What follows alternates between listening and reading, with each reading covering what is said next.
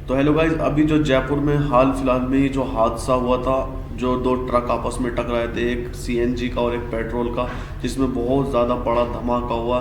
तो उसकी पूरी सटीक जानकारी आज हम इस वीडियो में देखने वाले हैं, जिसमें बहुत ज़्यादा बच्चों की, बड़ों लोगों की, सबकी जान चली गई, सब ऐसे जल के राख हो गए, किसी की तो हड्डियां भी चूरा हो गई जल के। तो दोस्तों आज हम इस वीडियो में देखेंगे वो हुआ कैसे, आखिर पूरी जानकारी उसकी आज हम इस वीडियो में देखने वाले हैं। तो वीडियो को एंड तक देखना। तो चलो करते हैं हम वीडियो को स्टार्ट। 147 किलोमीटर का एक रिंग रोड बनाया गया। ये रोड तो बन गया, पर अभी भी इसमें बहुत सारी दिक्कतें थी। पर दाईं ओर से आने वाली गाड़ी इस रिंग रोड पर नहीं जा सकती थी। तभी उसी समय तेज रफ्तार से एक और ट्रक उल्टी दिशा से चली आ रही थी और ये सीधे एलपीजी के टैंकर से टकरा गया। वो बाईपास हो रहा था ना, ऐसे टकरा गया। Hey guys, welcome back to the AR info. Jaipur साल 2018 JDA यानी कि जयपुर डेवलपमेंट अथॉरिटी के द्वारा 147 किलोमीटर का एक रिंग रोड बनाया गया, जो जयपुर को कुछ इस तरह से काटते हुए साइड से निकल जाती है। शहर से होते हुए जाने की जरूरत नहीं है। ये रोड तो बन गया, पर अभी भी इसमें बहुत सारी दिक्कतें थी। यहाँ पर कोई क्लोवर लीफ यानी कि रिंग रोड को मिलाने वाली कोई ब्रिज नहीं बनाई गई थी। इट मीन्स बाएं साइड से तो बड़ी आसानी से रिंग रोड को पकड़ा जा सकता था, पर दाईं ओर से आने वाली गाड़ी इस रिंग रोड पर नहीं जा सकती थी। अगर किसी गाड़ी को रिंग रोड में जाना है तो उसे आगे आकर यू टर्न लेना पड़ेगा और फिर रोड क्रॉस होकर रिंग रोड को पकड़ा जा सकता था। लेकिन इस तरह के यू टर्न लेने से हादसा भी हो सकता है, इसलिए यहाँ पर क्लोवर लीफ बनाया जाना था, ताकि हर तरफ से आ रही गाड़ियों को रिंग रोड से जोड़ा जाए। अब समय को थोड़ा फास्ट फॉरवर्ड करते हैं और आते हैं 20 दिसंबर 2024 में।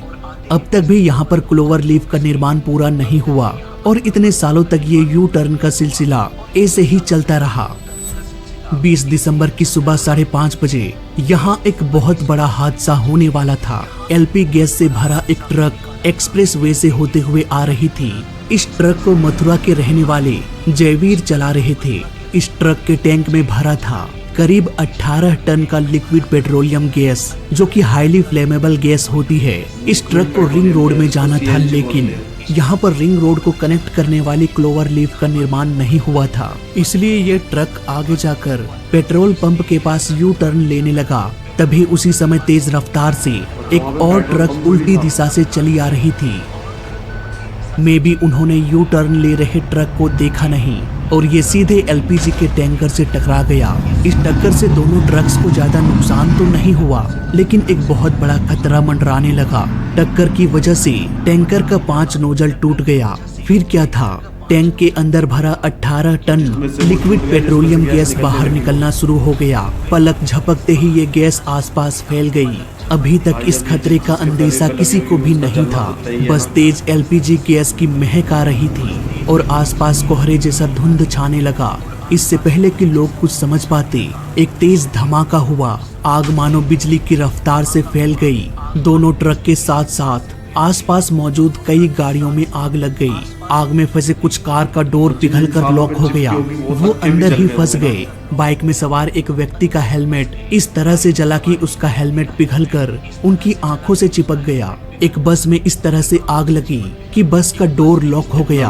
कुछ लोगों ने दरवाजा खोलने की भी कोशिश किया, पर वो खुला नहीं, जिन्होंने खिड़की तोड़कर अपनी जान बचा लिया।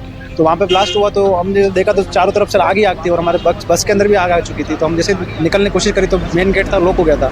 तो हमने क्या, खिड़की तोड़ के और फिर बाहर कूदे हम, और हमारे साथ में कम से कम 8-10 लोग और भी कूद के बाहर निकले। तो अंदर जो लोग थे वो शायद अंदर ही रह गए थे और कुछ जल भी गया उसके अंदर।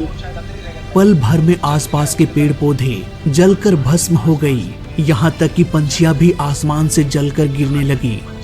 रिपोर्ट के अनुसार 29 ट्रक, 5 कार, 3 मोटरसाइकिल, 2 बस और 1 ऑटो जलकर पूरी तरह से खत्म हो गया।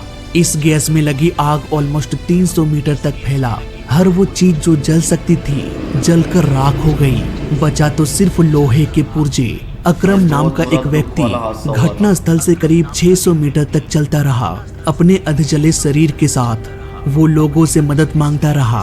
पर उसकी मदद ना करके ज्यादातर लोग उसकी वीडियो बना रहे थे, लेकिन हर कोई यहाँ पर इतना खुदगर्ज नहीं था दोस्तों। घटना से कुछ मीटर दूर एक किसान का बेटा 20 वर्ष का राकेश सैनी ने जैसे ही ब्लास्ट का आवाज सुना वो तुरंत ही बाहर आया। सामने कुछ लोग आग से बचते हुए भाग रहे थे। उन्होंने करीब 30 लोगों को एक 8 फीट के दीवार के उस पार कर दिया।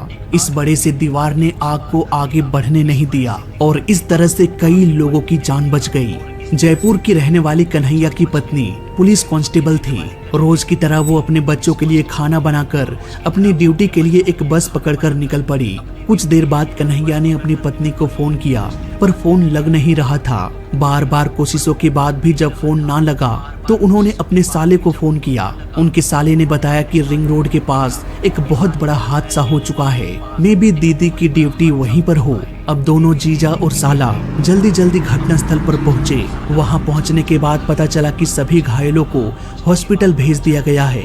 हॉस्पिटल जाने के बाद उनकी पत्नी कहीं दिखाई नहीं दिया। सभी घायलों को उन्होंने देखा पर कहीं भी उनकी पत्नी नहीं थी। तभी अचानक उनका साला चीखने लगा। सामने थी सफेद कपड़ों में लिपटी हुई एक बॉडी इस कदर जल चुकी थी कि पहचानना भी मुश्किल हो गया। पर पैर में पहने बिछिया की वजह से उनके भाई ने अपनी बहन को पहचान लिया। हर किसी की दर्जनों ऐसी ही कहानियां हैं जिसे शायद हम पढ़कर सुनकर कुछ महीनों में भुला देंगे। सच कहूं तो वो दर्दनाक पल सिर्फ वही बयान कर सकता है जिन्होंने उस पल को जिया है। इस हादसे में 13 लोग मारे गए और दर्जनों लोग घायल हैं। गैस लीक होने की वजह से सड़क पर चल रही गाड़ियां रुक गई और जो रुकी हुई गाड़ियां थी वो भी स्टार्ट नहीं होने लगा, क्योंकि एलपीजी गैस हवा से भारी होता है। ये गैस नीचे बैठ जाती है और हवा यानी कि ऑक्सीजन ऊपर चली जाती है। ऐसे में सड़क पर चल रही गाड़ियों के इंजन में ऑक्सीजन सप्लाई रुक गया। कार, ट्रक या जितनी भी गाड़ियां थी सभी बंद पड़ गया। जब कभी भी हम कोई गाड़ी स्टार्ट करते हैं तो इंजन में स्पार्क होता है। यही स्पार्क आग लगाने के लिए काफी था। उस वक्त उस जगह पर ऑलमोस्ट 50 गाड़ियां मौजूद रही होगी। किसी एक ने भी गाड़ी ऑन किया और हुआ एक धमाका।